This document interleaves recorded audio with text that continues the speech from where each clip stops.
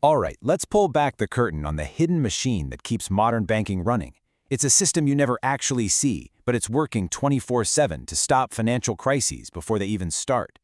We're talking about the massive, incredibly complex data infrastructure that banks use to manage something called liquidity risk. Okay, let's kick things off with a quote that completely reframes this whole idea. Seriously, forget about just counting cash in a vault. Real liquidity in a bank today is a living, breathing system. It's a complex web of data and predictive models that basically acts as the bank's central nervous system. So here's our game plan for today.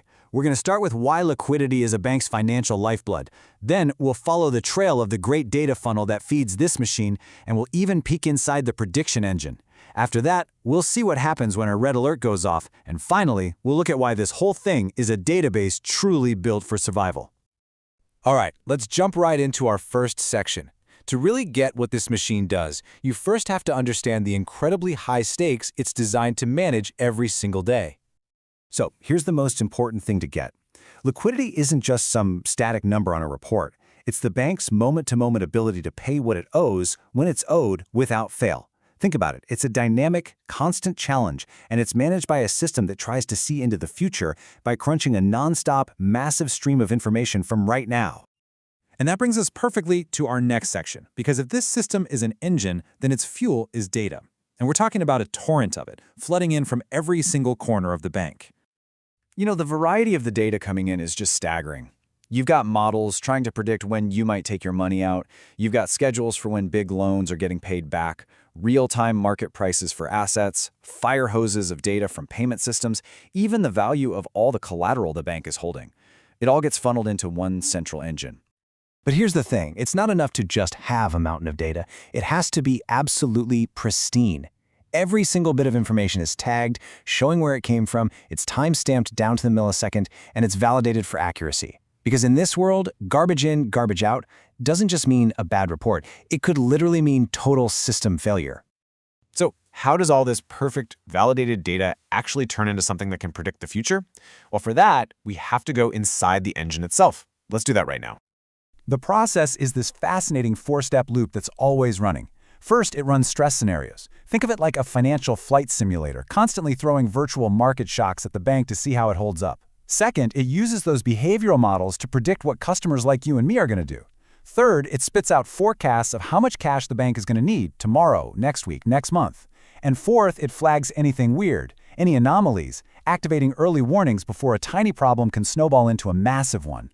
Now, theory is one thing, right? But what actually happens when those digital alarm bells start ringing for real? That's what we're getting into now, from red alert to the real-world response. Just imagine you're a liquidity officer, and this flashes on your screen. The system has just spotted something that doesn't fit the models.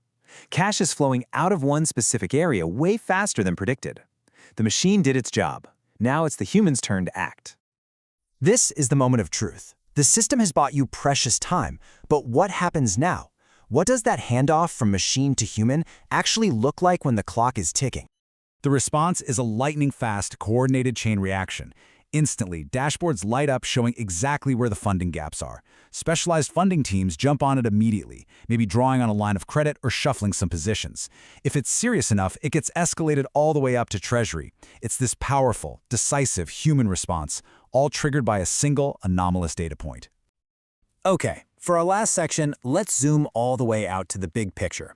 Because to really appreciate just how powerful this system is, we have to look at its history, which is really a critical piece of the story of how financial databases evolved. You know, it really wasn't that long ago that this entire critical function was managed on a chaotic web of fragmented spreadsheets. I mean, different departments, different countries, different currencies, all with their own little data silos that couldn't talk to each other. It was a complete recipe for disaster. Today's unified platforms are a monumental leap forward, creating a single source of truth for the entire global bank. And the output from this engine? It's not just for putting out daily fires. It's so much bigger than that. This is the data that flows directly into reports for the board of directors. It's what gets used for those critical regulatory filings. And yeah, it ultimately helps shape the bank's biggest, highest-level strategic decisions. It's the difference between flying blind and having a real-time map of the entire financial world. So we'll end on this thought. That alert flashing on the screen isn't just an anomaly. It is the end product of a massive, constantly evolving database architecture that was designed for one single purpose: survival. It's the hidden, silent guardian of the financial system, and now you've had a peek inside the machine.